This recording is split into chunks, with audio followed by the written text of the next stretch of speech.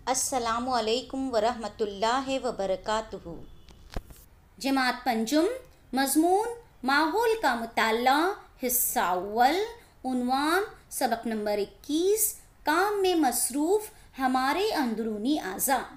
प्यारे बच्चों, पिछले पीरियड में हमने इस सबक का पार्ट 1 देखा जिसमें हमने बहुत सारे अफ़आल देखा, यानी हमारे जिस्म में होने वाले बहुत सारे काम जो हमें महसूस होते हैं, जैसे तनफ़ुसी निज़ाम देखा, निज़ाम का भी हमको एहसास होता है, अमले दौरान खून ये भी हमें एहसास होता है, और असबी निज़ाम ये हमने एहसास देखा है ना। उसके बाद हमने ये देखा कि हम 1 मिनट में कितनी बार सांस लेते हैं, दौड़ने पर हमारी सांस की रफ्तार के क्या वजूहात है, कितनी हो जाती है रफ्तार, है ना। उसके बाद हमने अम्ले तनफ़ुस देखा कि किस तरह से हम अम्ले तनफ़ुस में ऑक्सीजन गैस लेते हैं और कार्बन डाइऑक्साइड खारिज कर देते हैं, और उनके ज़राए कौन कौन से हैं। तो नाक से हम ऑक्सीजन यानी गैस लेते हैं, हवा लेते हैं, फिर वो सांस की नली में गई, फिर फेफड़ों की थैलियों में जमा हुई और हिजाब हाजिज में पहुंची, है ना। ये सारे अफ़ाल अंजाम होते हैं, यानी गैसों का लेन देन होता है, ऑक्सीजन गैस का लेना और कार्बन डाइऑक्साइड गैस का खारिज करना, है ना। ये सारे काम हमने देखा। उसके बाद हमने ये भी देखा कि हमारे नाक में बलगम होता है ना, म्यूकस जिसे म्यूकस कहते हैं, तो ये भी हमारे नाक में होता है। इसके अलावा तंबाकू नोशी के असरात देखे, तंबाकू यानी सिगरेट में जो तंबाकू होता है या डायरेक्ट हम जो तंबाकू खाते हैं उसके असरात देखे हमने कि मुख्तलिफ बीमारियां हो जाती हैं, जैसे कैंसर का मर्ज़ तक लाहक हो सकता है। तो और वो मर्ज़ हमको भी हो सकता है, क्योंकि अगर हमारे आसपास वो लोग पीते हैं जो तंबाकू खाते या सिगरेट पीते हैं, वो अगर हमारे आसपास हों और हमारे आसपास खाएंगे पिएंगे तो वो मुज़िर असरात हमको भी हो सकते हैं। वो मुख्तलिफ बीमारियां, बड़ी बड़ी बीमारियां हमें भी हो सकती हैं, तो हमें उनसे बचना चाहिए और उन्हें रोकना चाहिए। यहाँ तक हमने पिछले पीरियड में पढ़ा। अब इसके आगे पार्ट 2 करेंगे। बिस्मिल्लाहिर्रहमानिर्रहीम। अब चलिए तफसील से हम निज़ामी इंहिज़ाम देखते हैं कि निज़ामी इंहिज़ाम कैसे होता है। तो आप देख रहे हैं कि जो हम ग़ज़ा खाते हैं मुंह के ज़रिए खाते हैं ना, अब वो ग़ज़ा हज़म होनी चाहिए, तो ग़ज़ा से खून में शामिल हो सकने वाले मादे तैयार होते हैं। ये फ़ेल हमारे जिस्म में पाई जाने वाली बेहद लचकदार और लंबी नाली के मुख्तलिफ हिस्सों के ज़रिए अंजाम पाता है। इस नाली को ग़ज़ाई नाली कहते हैं। इस नाली का अगला सिरा हमारा मुंह और आखिरी सिरा मुक़य्यद है। मुंह से मुक़य्यद तक एक ही नाली होने के बावजूद इसके साख्त तमाम हिस्सों में एक जैसी नहीं होती। ग़ज़ाई नाली के मुख्तलिफ हिस्सों की साख्त और अफ़आल मुख्तलिफ होते हैं। ग़ज़ाई नाली के इन मुख्तलिफ हिस्सों को आज़ाए इंहिज़ाम कहते हैं।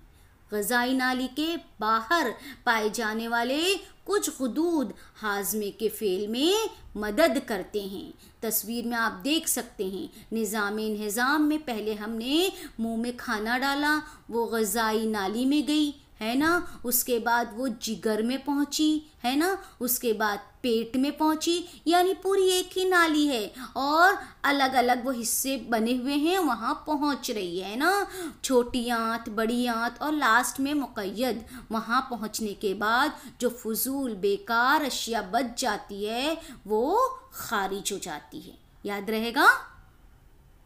अब आज़ाए इंहिज़ाम का काम तफसील से देखते हैं। तो देखिए, ग़ज़ा मुंह में रखते ही हाज़मे का अमल शुरू हो जाता है। मुंह में पाए जाने वाले दांत, ज़बान, लुआब दहन के खुदूद, ये सब मिलकर, लुआब दहन जो थूक होता है, ये सब मिलकर हमारे मुंह में जो खाना है वो चबाते हैं और उसको नरम करते हैं और ग़ज़ा को क्या करते हैं, गोली में तब्दील कर देते हैं। गोली बनकर तैयार हो जाती है जिसे हम बआसानी निगल सकते हैं।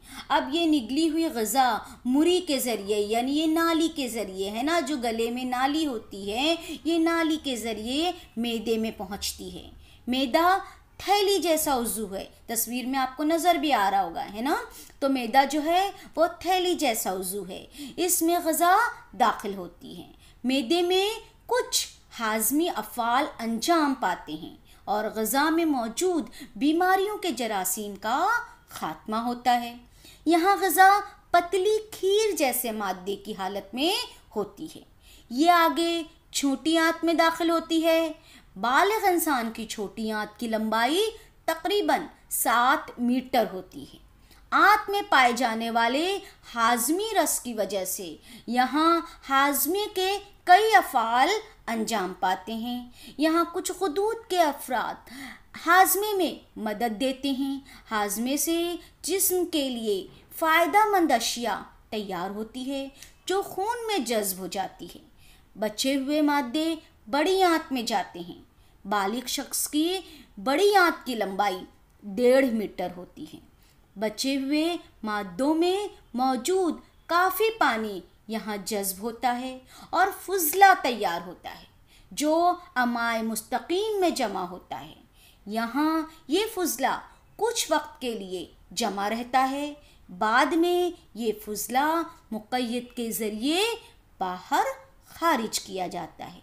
ये सारा काम आज़ाए इन्हिज़ाम का काम कहलाता है। निज़ामे इन्हिज़ाम यानी हमारे ग़िज़ा को मुँह से लेके मुक़य्यद तक पहुँचाना, ये किसका काम है? आज़ाए इन्हिज़ाम का काम है। और ये काम जो होता है उसे कहते हैं, इस अमल को कहते हैं निज़ामे इन्हिज़ाम। क्या आप जानते हैं ग़िज़ा के हाज़मी और ग़िज़ाई नाली में ग़िज़ा आगे बढ़ते रहे इसके लिए काफ़ी मक़दार में पानी की ज़रूरत होती है ना। हम पानी से ग़िज़ा को ढकेलते हैं ना, तो पानी की ज़रूरत होती है। अगर हम ज़्यादा पानी नहीं पीते हैं तो कब्ज़ की तकलीफ़ हो जाती है, यानी हमारा टॉयलेट देखिए सख्त हो जाता है ना। हम ज़्यादा पानी पिएं तो हमारा टॉयलेट एकदम सही रहेगा और हमें तकलीफ़ नहीं होगी, है ना। तो कम पानी पीने से कब्ज़ हो जाता है, यानी अजाबत सख्त हो जाती है और बाकायदगी से नहीं होती, एकदम सही तरीक़े से भी नहीं होती, जिसकी वजह से फ़ेल पानी के बग़ैर नहीं हो सकता। यानी जिस्म का काम जो है ये पानी के बग़ैर तो बिल्कुल नहीं हो सकता। पानी बेहद ज़रूरी है। हाज़मे के अमल के दौरान जो पानी जिस्म में जज़्ब किया जाता है वो दूसरे तमाम अफ़आल के लिए इस्तेमाल होता है, इसलिए काफ़ी मक़दार में पानी पीना नहायत ज़रूरी है।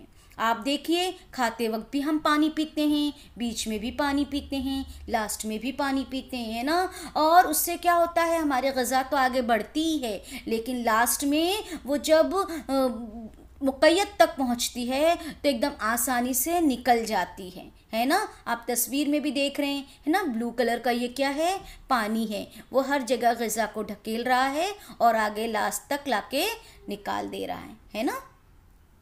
अब यहाँ देखिए ग़िज़ाई नाली और सांस की नाली ये इब्तिदाई सिरे हलक में एक दूसरे के करीब होते हैं।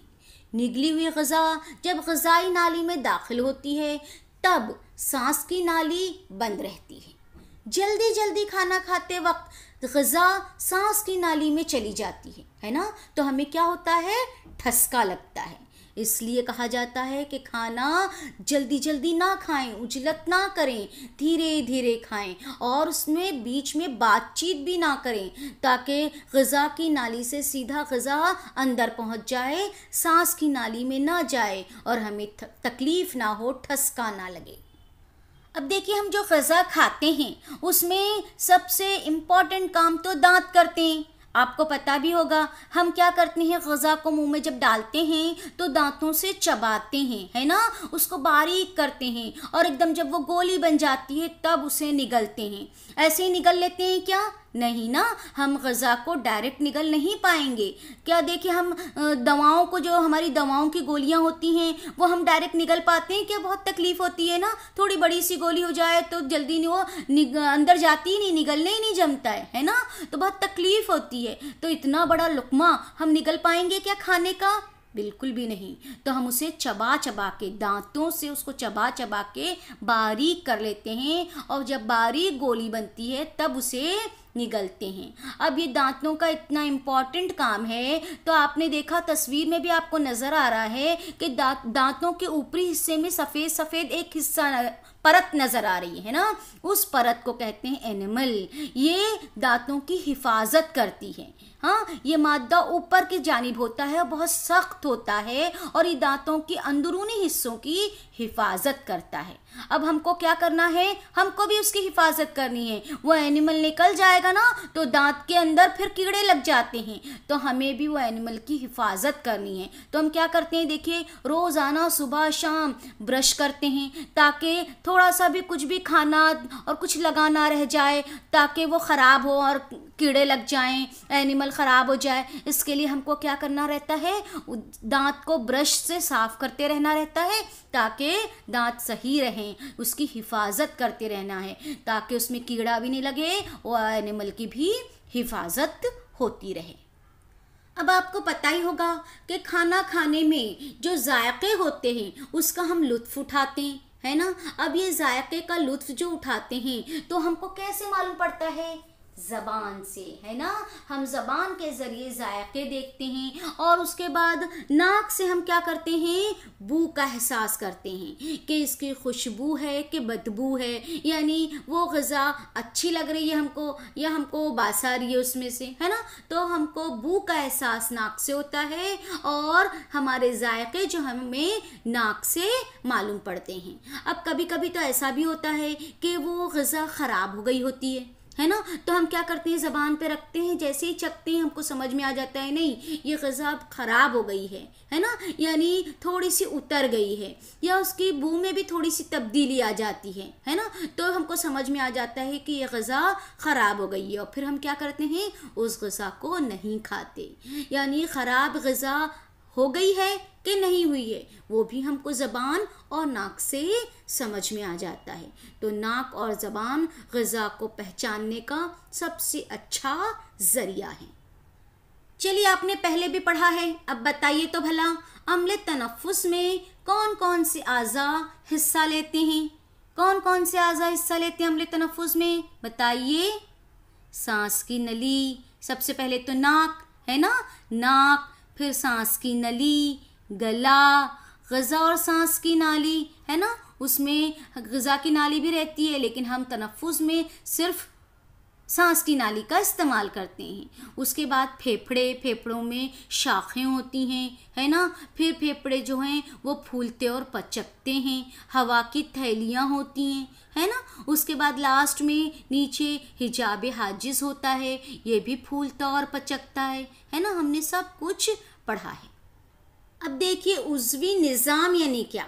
अब आपको तो पता है कि जब हम सांस लेते हैं, अम्ल तनफ़ुस करते हैं, तो उसमें जो आज़ा काम करते हैं वो आज़ा ठीक तरह से काम करें, है ना, उसे हम कहेंगे कि अम्ल तनफ़ुस का काम अच्छे से हो रहा है, मुकम्मल हो रहा है, और अगर अच्छे से ना हो, मुकम्मल नहीं हो रहा, ऐसा कहेंगे, है ना। तो ये आज़ा का ग्रोह जो है, ये जिस्म के कोई एक फ़ेल अंजाम दें तो उसे कहेंगे वो उज़वी निज़ाम है। जैसे अम्ल तनफ़ुस का काम, उसमें जो जो आज़ा हिस्सा ले रहे हैं, जैसे नाक, सांस की नाली, फेफड़े, हिजाब हाजिज़, ये क्या है, मजमूई तौर पर इन सब को तनफ़ुसी निज़ाम का आज़ा कहते हैं। ये सारे के सारे तनफ़ुसी निज़ाम के आज़ा कहलाते हैं। आइए दिमाग पर जोर दें, निज़ाम में कौन कौन से आज़ा हिस्सा लेते हैं। अब निज़ाम में कौन कौन से आज़ा हिस्सा ले रहे हैं, तस्वीर में भी नज़र आ रहा है। देखिए मुंह, है ना, मुंह से हम ग़िज़ा अपने मुंह में डालते हैं, उसके बाद लुआब दहन के ख़ुदूद नीचे की तरफ होते हैं, है ना, और वो हमारे लुआब जो है हम मुंह में आ जाता है जैसे ही हम ग़िज़ा डालते हैं। फिर वो चबाते हैं, चबाने में दांत काम आते हैं। उसके बाद ग़िज़ा जब गोली की तरह तैयार हो जाती है तो मुरी में पहुंचती है, नाली में पहुंचती है, वहाँ से वो जिगर और मैदे में पहुंची, है ना, फिर उसे लबलबा मिला, उसके बाद वो छोटी आंत में पहुंची, लास्ट में बड़ी आंत में जा रही है, छोटी आंत से बड़ी आंत में जा रही है, फिर अमाए मुस्तकीम में जाके जमा हो गई और उसके बाद वो मुक़य्यद से खारिज हो गई। ये सारे आज़ा निज़ाम इंहिज़ाम के आज़ा कहलाते हैं, याद रहेगा ना। चलिए अब देखते हैं जिस्म में तवानाई यानी जिस्म में ताकत आना, तवानाई आना और जिससे हम काम करते हैं, हमारे जिस्म को ईंधन का मिलना है ना, हमारे जिस्म को एक अच्छी ताकतवर चीज़ मिले जिससे हमारा जिस्म काम करने के काबिल हो जाए, वो क्या है? तो अम्ल तनफ़ुस की वजह से ऑक्सीजन गैस खून में शामिल होकर जिस्म के तमाम हिस्सों में फैलती है। हाजमे के दौरान तैयार होने वाले मादे भी खून में शामिल होते हैं और खून के साथ जिस्म के तमाम हिस्सों तक पहुंचते हैं। इनमें से चंद मादे जिस्म के लिए ईंधन का फेल अंजाम देते हैं। हवा की ऑक्सीजन खून के साथ जिस्म के तमाम हिस्सों में पहुंचते ही यहाँ ऑक्सीजन की मदद से मादों का धीमा एहतराक होता है और जिस्म को तवानाई मिलती है, ताकत मिलती है। जिस्म के तमाम हिस्सों में पैदा होने वाली यही तवानाई जिस्म के तमाम अफ़ाल की अंजामदही के लिए मुफीद साबित होती है। चलिए देखते हैं दौरान खून। तो ग़ज़ा के ईंधनी मादों और हवा की ऑक्सीजन जिस्म के तमाम हिस्सों को पहुंचाने का काम खून की नालियों में मुसलसल गर्दिश करने वाले खून की वजह से होता है। यानी खून के दौरान को कौन जारी रखता है? तो आपको पता ही होगा, इस काम को अंजाम देने के लिए दिल के मुसलसल सिकुड़ने और फैलने का अमल होता है। दिल से खून ले जाने वाली और खून का दौरान होने के बाद दिल तक खून लाने वाली नालियों का एक जाल जिस्म में फैला होता है। जिसमें खून के मुसलसल दौरा करने के अमल को दौरान खून कहते हैं। हमारे जिस्म में खून से ऑक्सीजन के अलावा अनगिनत मादे एक हिस्से से दूसरे हिस्से को पहुंचाए जाते हैं। ये अमल भी दौरान खून के ज़रिए मुमकिन है। दिल और खून की नालियों के जाल को मजमूई तौर पर निज़ामे दौरान खून कहते हैं। दौरान खून हमारी ज़िंदगी तक रात दिन मुसलसल जारी रहता है। जब तक हम जिंदा हैं वो जारी रहता है, जब हम मर जाएंगे तो ये ख़त्म हो जाएगा। आप हमारे चैनल को लाइक, कमेंट और सब्सक्राइब कीजिए ताकि अगली पिछली सारी वीडियो आपको बआसानी मिल सके और आप इससे फ़ायदा उठा सकें। शुक्रिया। अल्लाह हाफिज़।